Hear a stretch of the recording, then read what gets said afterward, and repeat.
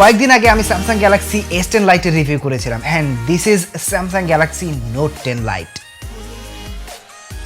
যদি আপনি ভেবে থাকেন এটা S10 লাইটের মতো একটা ডিভাইস, তাহলে আমি বলবো সম্ভবত আপনি ভুল করছেন, কারণ এর হ্যান্ডস অন ফিল থেকে শুরু করে এর camera, battery, processor, even the display is so different that you will notice them by just taking it in your hand. Video শুরু করার আগে ধন্যবাদ জানাতে চাই আমাদের আজকের ভিডিওর স্পন্সর ব্রাদার্স ইলেকট্রনিক্সকে। বসুন্ধরা সিটির লেভেল 6-এ রয়েছে তাদের শপ। তাদের কাছে যে কোনো budget flagship, special edition smartphone ছাড়াও ল্যাপটপ, স্মার্টফোন এবং গেজেট পাওয়া যায়। তাই দেরি না করে যে কোনো টেক গেজেট অ্যান্ড অ্যাক্সেসরিজ কেনার জন্য ভিজিট করুন ব্রাদার্স ইলেকট্রনিক্সের বসুন্ধরা শোরুমে। তাদের সাথে যোগাযোগের সকল ঠিকানা পেয়ে যাবেন ডিসক্রিপশন বক্সে।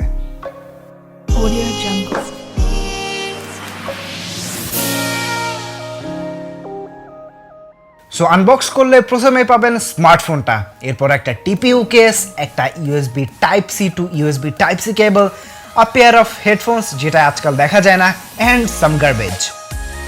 বক্স কন্টেন্ট সরিয়ে ফোনটা হাতে নিলেই বুঝতে পারবেন এটা অতটা হালকা নয়। এটার ওজন মাত্র 200 গ্রাম, যেটা কিনা স্যামসাং গ্যালাক্সি S20 আলট্রা থেকেও বেশি ভারী। এটা এতটা বেশি ভারী হলেও অতটা বেশি থিক নয়, শুধুমাত্র গ্যালাক্সি S10 লাইট থেকে 0.6 মিলিমিটার বেশি, and this leads us to a space for a pen.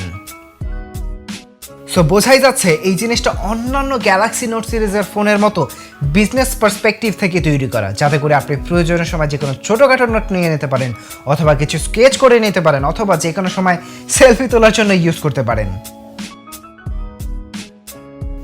Galaxy S series থেকে কিছু পার্থক্যের মধ্যে একটা হচ্ছে এটার প্রাইস মাত্র 47,000 টাকা, যেখানে S10 লাইটের দাম 55,000 টাকা। এছাড়াও এখানে রয়েছে একটা হেডফোন জ্যাক আর 12 megapixel primary camera instead of 48। So এখন প্রশ্ন হচ্ছে, যেখানে স্যামসাং তাদের নোট সিরিজের ফোনগুলোকে সবসময় বেটার ফিচার দেয়, সেখানে কেন তাদের স্যামসাং গ্যালাক্সি S সিরিজকে বাদ দিয়ে নোট সিরিজের ফোনগুলোতে কম ফিচার দিচ্ছে? ওয়েল, এখানে আসলে স্যামসাং গ্যালাক্সি নোট 10 লাইটে খুব কম ফিচার দেওয়া হচ্ছে ব্যাপারটা এরকম নয়, বরং এটাতে যে টার্গেটেড কনজিউমার বা কাস্টমার তাদের যেই জিনিসগুলো প্রয়োজন সেই জিনিসগুলো রেখে বাকি জিনিসগুলোকে বাদ দিয়ে রাখা হয়েছে। যেমন এই স্মার্টফোনটা যেহেতু বিজনেস কাস্টমারদের পার্সপেক্টিভ হিসেবে তৈরি করা হয়েছে, সেই জন্য এখানে ক্যামেরাটা খুব একটা বেশি ইম্পর্টেন্স পায় না। সেই জন্য তারা ক্যামেরাটাকে অতটা বেশি নজর না দিয়ে বরং সেখানে একটা S পেন দেওয়ার ট্রাই করেছে। এছাড়াও এই ক্যাটাগরির কনজিউমারদের খুব বেশি পাওয়ারফুল প্রসেসরের প্রয়োজন নেই। 2 বছর আগের চিপ দিয়ে একদিকে স্যামসাং যেমন এই ফোনটার দাম কমিয়ে রাখতে পেরেছে, ঠিক তেমনিভাবে কাস্টমারদের প্রয়োজনীয় পূরণ হচ্ছে। কারণ এই স্মার্টফোনটার কনজিউমারদের খুব একটা বেশি হাই পাওয়ারফুল প্রসেসরের প্রয়োজন নেই, কারণ তারা এই স্মার্টফোনটা দিয়ে গেম খেলতে যাবেন না, অথবা ভিডিও এডিটিংয়ের মতো কোনো হাই গ্রাফিক্স ইন্টেন্সিভ কাজের মধ্যে তারা যাবেন না। তাই যদি পুরনো প্রসেসরও হয়, তারপরেও এই স্মার্টফোনটা তারা প্রায় কয়েক বছর খুব ভালোভাবে চালাতে পারবেন। তবে এটা পুরনো প্রসেসর হলেও এখানে সব ধরনের হাই গ্রাফিক্স ইন্টেন্সিভ গেম যেমন কল অফ ডিউটি, পাবজি অথবা অ্যাসফল্ট 9-এর মতো গেমগুলো খুবই হাই সেটিংসে এবং 60 ফ্রেমস পার সেকেন্ডে কন্টিনিউয়াসলি খেলতে পারবেন। পাশাপাশি এই ফোনে থাকা সিম্পল ওয়ান ইউআই অনেক ফাস্ট অ্যান্ড ফ্লুইড হওয়ায় ডে টু ডে লাইফের সকল কাজ অনেক স্মুথলি করা যায়। নাও ডিসপ্লে নিয়ে কথা বললে, এটি গ্যালাক্সি S10 লাইটে ব্যবহার করা সেম সাইজের একটা ডিসপ্লে। সামনের দিক থেকে দেখলে বোঝা মুশকিল আসলে কোনটা কোন ডিভাইস, যদিও নোট 10 লাইটের পাঞ্চল কিছুটা ছোট। ভিউইং এক্সপিরিয়েন্সের কথা বললে এটা যথেষ্ট পরিমাণে শার্প ছিল, কন্টেন্টগুলো রিচ অ্যান্ড কালারফুল ছিল।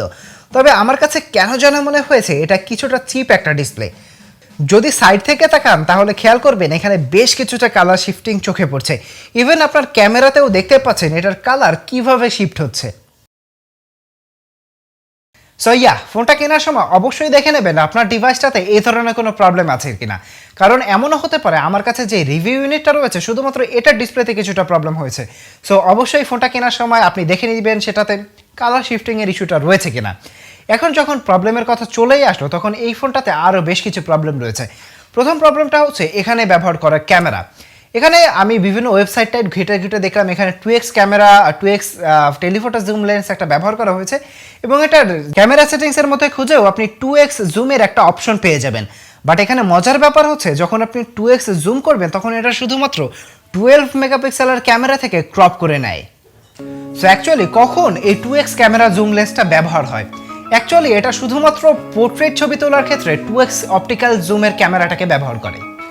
And portrait looks fantastic here, যদিও এখানে সেই পুরনো স্যামসাং ফোনগুলোর মতো ওভার স্যাচুরেশনের একটা সমস্যা আছে। পাশাপাশি রেগুলার অ্যান্ড ওয়াইড অ্যাঙ্গেল ক্যামেরার ছবিগুলোতেও কিছু ওভার স্যাচুরেটেড আসে, তবে সেটিংস অপশন থেকে সিন অপটিমাইজার অফ করে নিলে এই সমস্যাটা থেকে অনেকটাই কমে যায়, বাট ওভারঅল ছবিগুলো নট সো মাচ প্রমিসিং।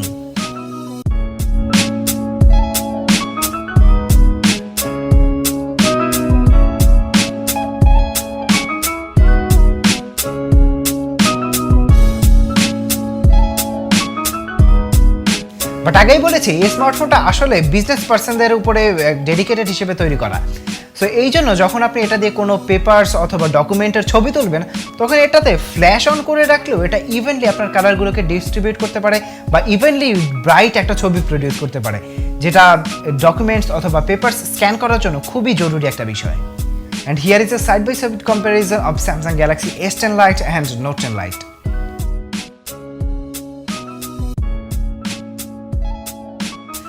ভিডিওর কথা বললে এখানে 4K 60 FPS পর্যন্ত শ্যুট করা যায়, তবে ভিডিও কোয়ালিটি যে খুব একটা ভালো তা কিন্তু নয়। I mean Samsung Galaxy S10 Lite এর সাথে তুলনা করলে ভিডিও কোয়ালিটি কিছুটা ডাউনগ্রেডেড।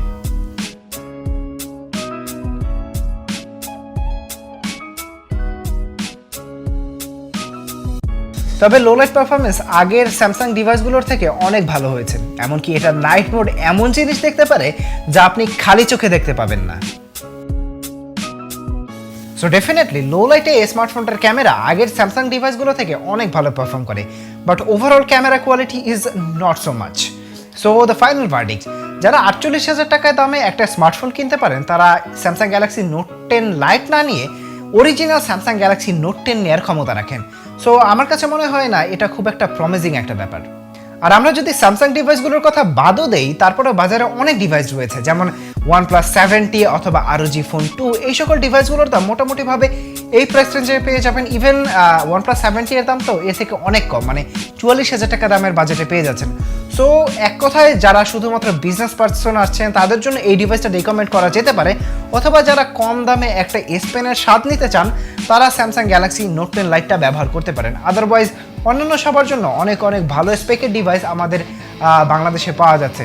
আর আপনাদের জন্য যদি ভিডিওটা ভালো লেগে থাকে তাহলে অবশ্যই ভিডিওটাতে লাইক দিয়ে চ্যানেলে সাবস্ক্রাইব করে রাখতে পারেন। আজকের মতো এখানে বিদায় নিচ্ছি, টাটা বাই বাই, দেখা হবে পরে কোনো ভিডিও।